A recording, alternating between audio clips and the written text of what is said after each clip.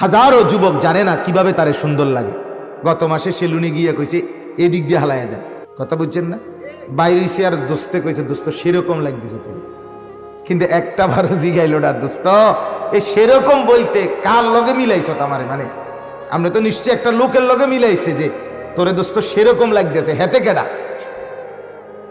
কথা বুঝেন না? কি চোরের মতো না ডাকাইতের মতো না পুট্টাখোরের মতো না বাবাখোরের মতো, কার মতো লাগতেছে সেটা কো, সেরকমটা কেডা?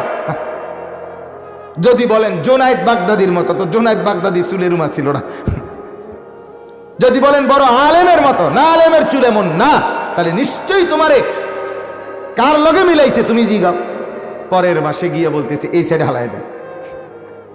কি যে ভাই আমরা না গত মাসে এইদিকে হালাইলেন, ইডিয়ন চলে না, এগুলো এখন কি চলে না।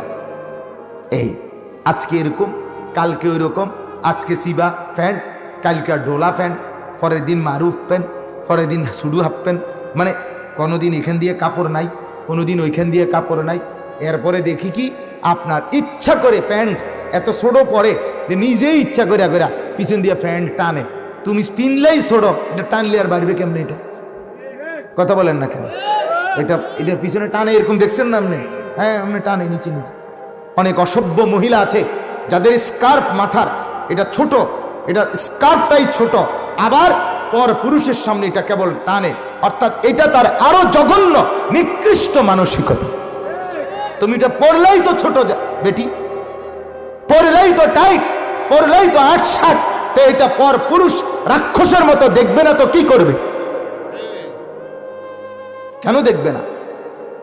তুমি দেখাইবার জন্যই, তুমি তোমার শরীর দেখাইবার জন্যই তো এত টাইট কাপড় পরে রাস্তায় বাইরে। তো এটা যদি বেড়াইতে না দেখে তো তোমার ফিন্ডা লাভ হইল কিতা?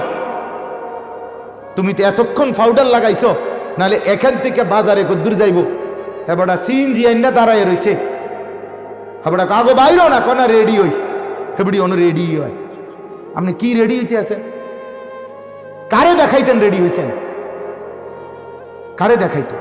রাস্তার বখাটেদেরকে দেখানোর জন্য না, নাহলে কারে দেখাইতো? বেডি 1 ঘন্টা লাগাইয়া রেডি হইল, তাহলে তুমি তো দেখাইতে বললেই রেডি হইছো, তো মানুষে দেখে, ভালো হইতো। আমার বাপ আমার ভাই, অতএব দয়া করে ভাবতে শিখেন, নিজের উপরে দয়া করে নিজেকে বিবেকবান বানান। আপনি বুদ্ধিমান কিনা বলে, আপনি বিবেকবান বানান। স্রোতের সাথে ভেসে যাওয়া সহজ, স্রোতের প্রতিকূলে দাঁড়িয়ে থাকা কঠিন, ঠিক কিনা বলেন না কেন? আমি যে বাসায় থাকি মনে করেন, তো আমার চতুর্দিকের সব ইউনিটে টেলিভিশন চলে, তো এর মাঝখানে আমার ছোট্ট ঘরে কোনো টেলিভিশন চলে না। এই অবস্থায় আমার বিবি বাচ্চাকে রাখা এটা কঠিন, এটা মুজাহাদা। আর সবার তালে তালে একটা টেলিভিশন ঘরে লাগাই দিলাম, এটা তো সহজ। স্রোতের সাথে ভেসে যাওয়া তো সহজ, কিন্তু স্রোতের প্রতিকূলে দাঁড়িয়ে থাকা কঠিন। কিন্তু মোমেনকে তো এটাই করতে হবে, কারণ আমার যে শেষ গন্তব্য আখেরাত। আমি যদি দুনিয়া নিয়েই বুঝতাম, আমি যদি বুঝতাম দুনিয়ার লাভ লোকসান, দুনিয়ার হাসি আনন্দ, দুনিয়ার চাওয়া পাওয়া এটাই শেষ, যদি এটা বুঝতাম তো আমরাও তো আলহামদুলিল্লাহ দুনিয়া অর্জনের জন্য লাগিয়ে যাইতাম, ঠিক কি না বলেন? আমরা বুঝবো না কেন?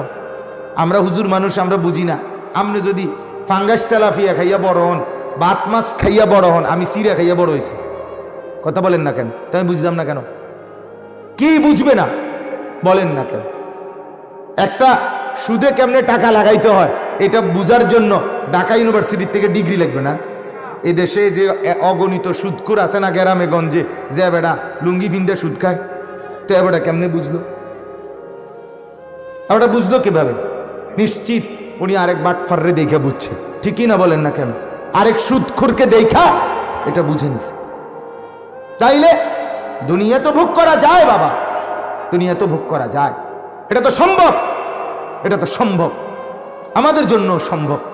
কিন্তু মসজিদের ইমাম সাহেব মাত্র 6,000 টাকা বেতন নিয়ে, 8,000 টাকা বেতন নিয়ে, 10,000 টাকা বেতন নিয়ে খোদার 30 দিন আল্লাহর দিকে চেয়ে বিবি বাচ্চা নিয়ে চলে কেন?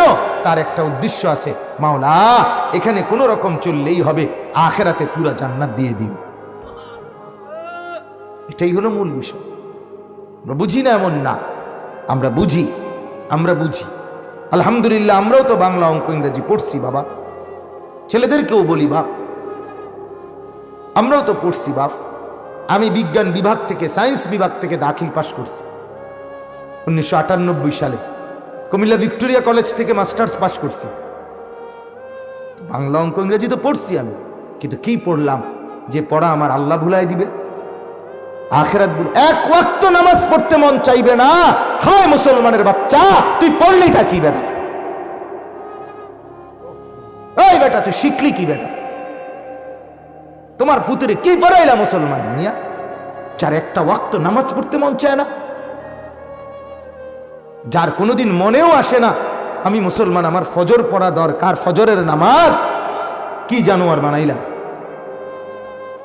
হিসাব হইল একটাই, অধিকাংশ হিসাব কি, ইতার নামাজ পড়লে পড়ু বাবরিটা তার নিজের ব্যাপার, বাকি পয়সা কামাও, পয়সা কামাই করো ফুট। দেশে থেকে পারো, বিদেশ থেকে পারো, পড়লে পড়ো, না পড়লে না পড়ো, বিদেশ যাও, দরকার হলে টাকা দাও। টাকা তোমার জায়গা খুঁজছি, জমি বেচবো, কথা বুঝি কোন সময় বেচ চালায় কখন যায় না, তাড়াতাড়ি টাকা মিল না রাখলে,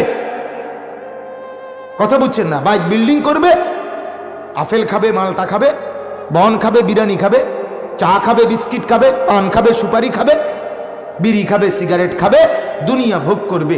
এই হলো মাকসাদ। আহা, আপনার ছেলেকে বুঝি আল্লাহ তাআলা আপনি দুনিয়া ভোগ করার জন্য আপনার সন্তান দিছে আল্লাহ।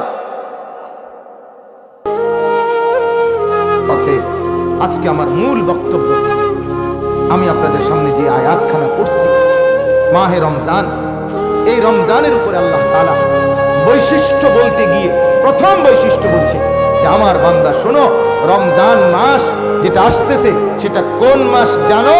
আমার সর্বশ্রেষ্ঠ কিতাব কোরআন নাজিল করেছি যেই মাস, সেই মাস।